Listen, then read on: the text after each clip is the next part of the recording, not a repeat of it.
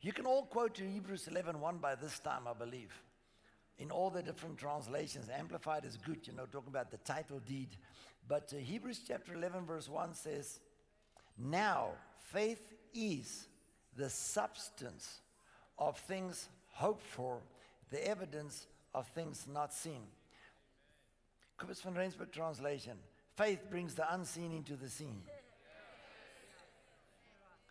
2 Corinthians 4 verse 17 and 18, this light affliction that is for a moment worketh for us an ever-increasing eternal weight of glory, while we do not look at the things that are seen, but at the things which are not seen. Because the seen is temporal, but the unseen is forever.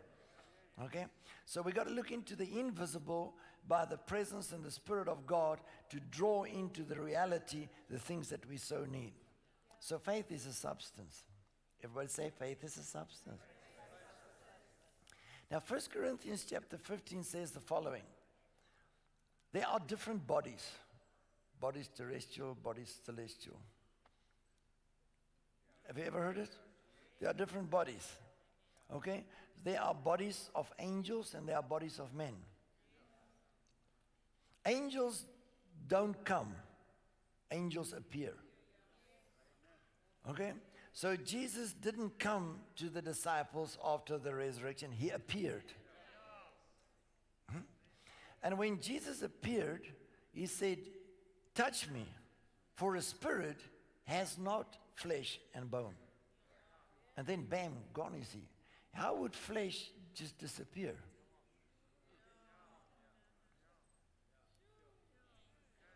Okay, so there are different bodies. So Jesus has a glorified body after the resurrection, but it's still a body. The disciples could touch him without their hands going through his hand. So he was of substance, but not of matter. Do you understand? Jesus had substance, but he had no matter. Okay, this chair is substance, the material is the substance of the chair, hoped for, the evidence of the chair not yet seen. So we take material, we make the chair. But it also has matter. So Jesus appeared in a substantial body without matter. So he could disappear and appear and disappear. That's why Hebrews chapter 12 verse 2 says, having your eyes fixed on Jesus, the author and finisher of faith.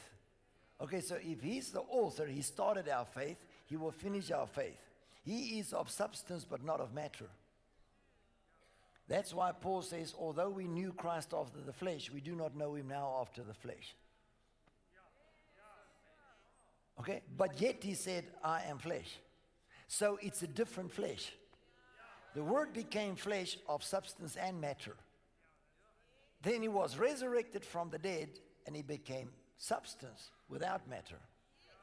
Now he's the author and finisher of our faith. So I can look at this Jesus that I do not know after the flesh, but I do know him after the flesh.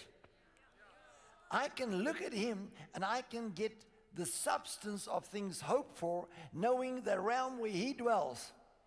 Everything comes from there because it's from that realm that God said, let there be, and there was. Do you understand? So the same chapter in verse 4 says, I'll do a sermon on that later. Would you like a sermon like that? So the same chapter 11 verse 4 says, by faith, Abel brought a better sacrifice than Cain. By faith, he offered. Everybody says it costs faith to bring an offering.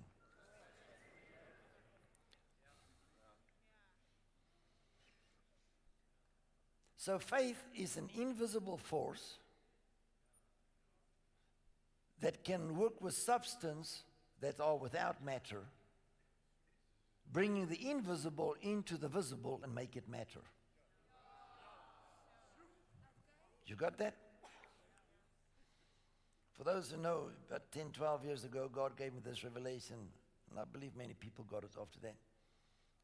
Money is a substance of things hoped for. It's the evidence of things not yet seen. Money is in the natural what faith is in the spiritual. That's why Jesus said you cannot serve two masters.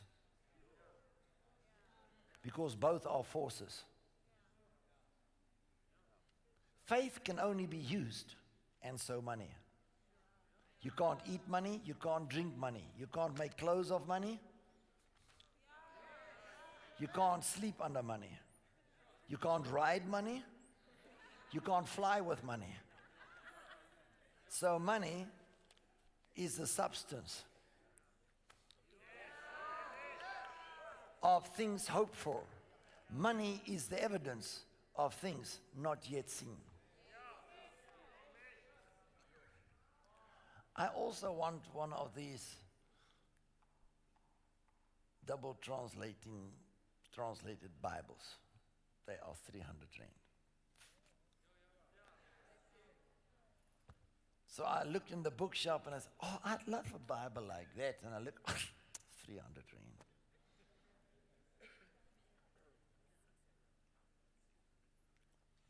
So I have faith. Because without faith, it's impossible to please God. We are saved by faith.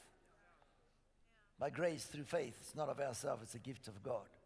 So Romans 12 verse 3, God has dealt to every man the measure of faith. So I have faith. Without faith, I can't live the Christian life. So I use my faith. The invisible force of substance that can bring invisible stuff into matter. So now I pray, I haven't got the Bible, but I've got a mental picture. Father, I need that Bible. In the name of the Lord Jesus, I confess that I will get it.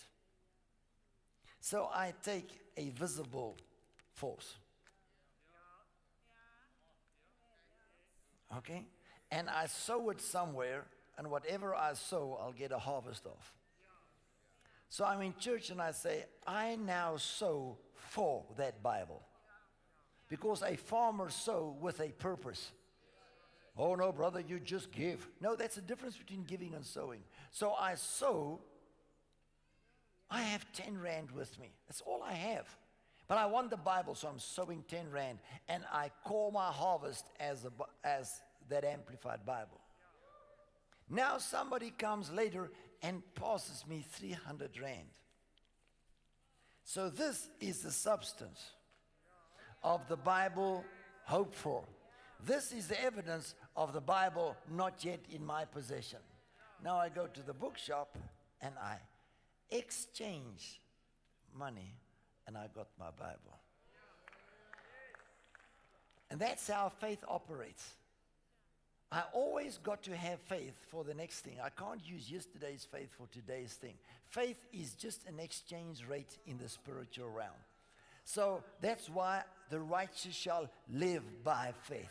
I got to have faith every day. Yesterday's faith is not good for today's things.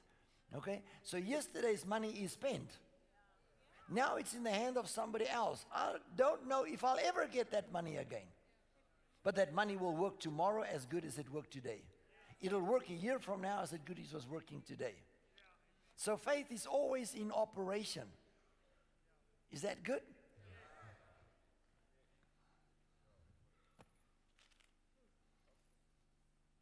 So, it takes faith to every month take a tithe off of your salary and go pay tithes. It takes faith after that you've given your tithe to give an offering on top of your tithe.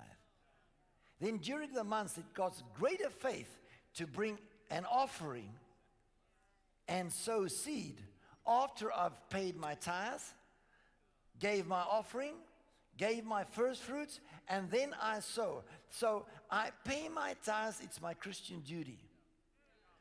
I give and know that as I give, it shall be given to me, good measure, pressed down, shaken together, shall men give unto my bosom. I give a first fruit, because Ezekiel 44 verse 30 says the following, the first of the first fruits belong to the man of God. And that will bring a blessing on your house. The tithe bring a blessing to God's house. Meat in my house. The first fruit bring a blessing on my house. Then on top of that, I sow on purpose to get a harvest. My giving, I give. I cast my bread upon the water, and I leave it there. After a few days, it will automatically come back to me. But my seed, I call it. Whenever I sow, I say, Father, I sow today because I want to pay that thing, or I want to get that thing, or I want to get a new suit or a new clothes or whatever it is. Okay? And the church need to be taught the difference between tithing, giving, first fruits, sowing.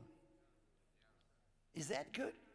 And all of that costs faith, especially if you have a budget that Christians should not have. How can you operate with a budget if you don't know what your income is? But Kobus, I know what my income is. No, you don't. You know what your salary is. The world has an income. Christians don't. They have a salary. Okay, please get it. Christians determine their income by using their salary. So the world has an income. My gross income is. Christians can't have a gross income because God has taken the limit off. And He just calls it wealth. Hope you understand. So the world can only live by what they earn. Christians don't. They always expand their income by using faith. So faith with money is the substance of determining an income that has no limits and bounds.